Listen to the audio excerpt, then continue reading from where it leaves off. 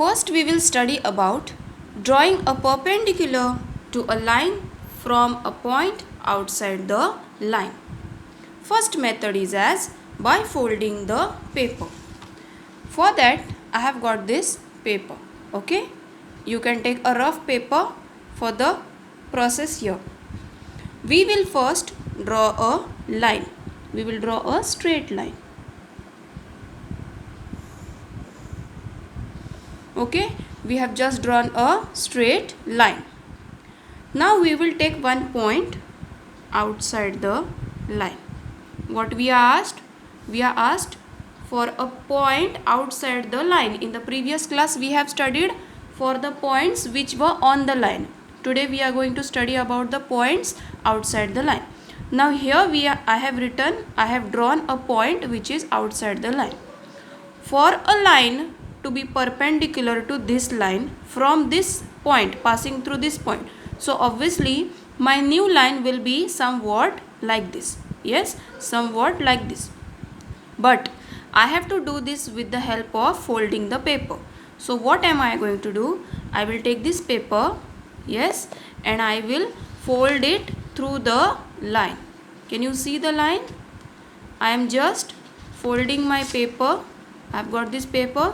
I am folding my paper through the line. Done. Okay, I have folded the paper through the line. Now see, the point is present here. What we will do? We will do another fold which is perpendicular to this line. So we will adjust the corners. We will adjust the corners so that the line passes through the point. The point is here. You can see the point is here. Okay, see that the new line passes through the point. Do not fold it here or do not fold it here. So we will just fold it. Done. So it's ready. Now we can draw a line with the help of a scale.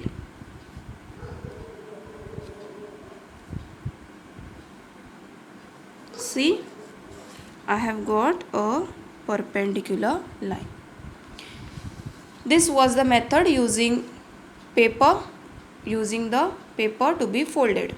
Second method is using a set square. You will have two set squares. Okay, you can refer any of the one. Any one is okay. First we will draw a line. For all the three methods you have to draw a line in the beginning. Okay, we will draw a line. Let this be labeled as A, B. And what we have the next step as taking a point which is outside the line. Let me do it dark. Using a set square, you have to draw a perpendicular line to this line AB, line segment AB, passing through point.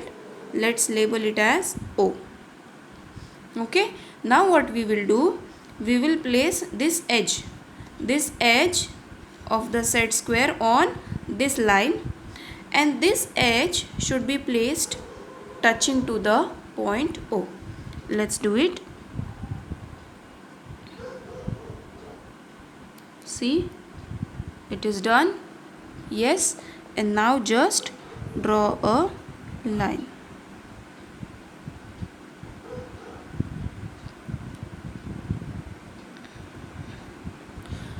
You have to just see that the corner sometimes has a little bit slight curve when it is made of plastic and when it becomes old. So see that you draw a straight line and your two lines are perpendicular to each other. Third one, using a compass and ruler. First let's draw a line.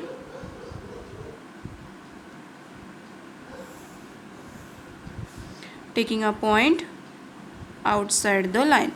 We'll label it as P and Q. Okay, this as X, point X. Now we have to do this using a compass and a ruler. So obviously we require a compass. So I have got this compass. I'll just adjust my pencil into it. Okay, once your pencil is adjusted, what we will do, we will extend this.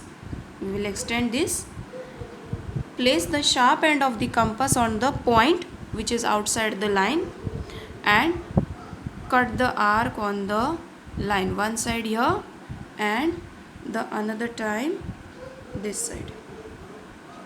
Okay, done.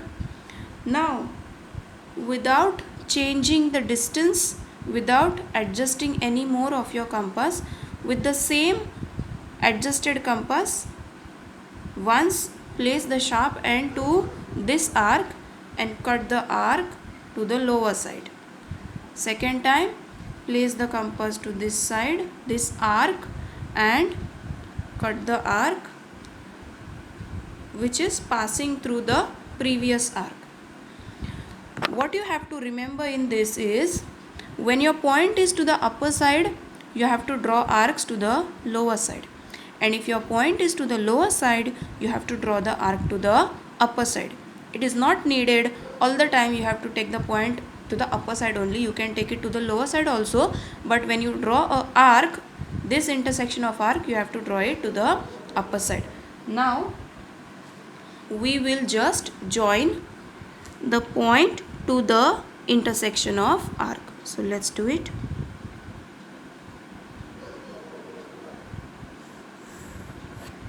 Done. We have the perpendicular line. A new line is perpendicular to the previous line PQ. Let's now move further to the next point, the perpendicular bisector. It is on your textbook, page number 90. The perpendicular bisector.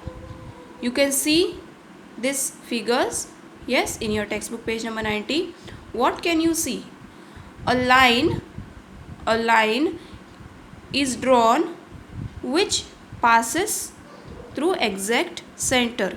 That means a new line, this is the new line which makes exact two parts of the original line, that is the perpendicular bisector. In general, a perpendicular bisector means a new line is drawn in such a way that the original line is divided into two equal halves. Let us learn that in the next point. The perpendicular bisector of a line segment.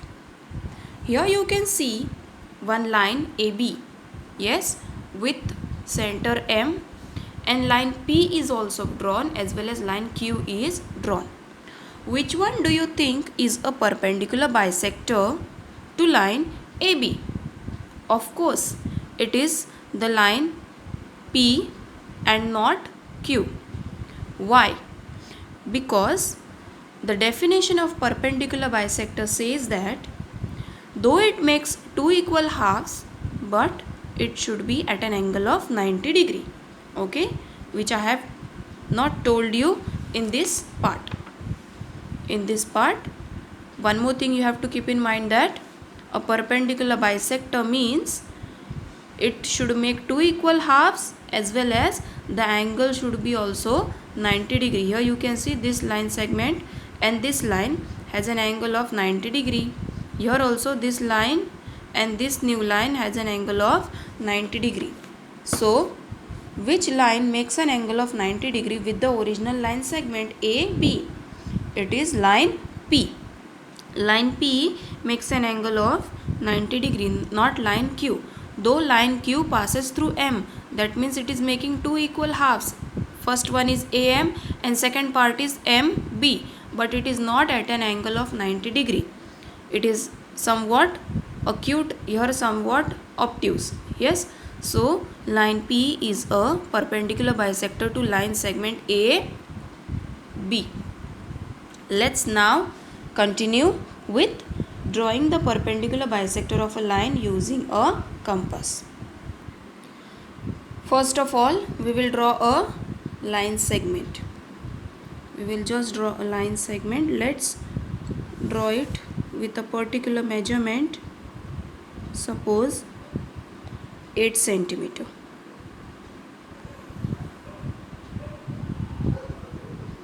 Let's draw it of 8 centimeter. Done. We will label it as 8 centimeter x y. Okay, x y. Now drawing a perpendicular bisector of a segment using a compass. Take a compass with pencil adjusted into it.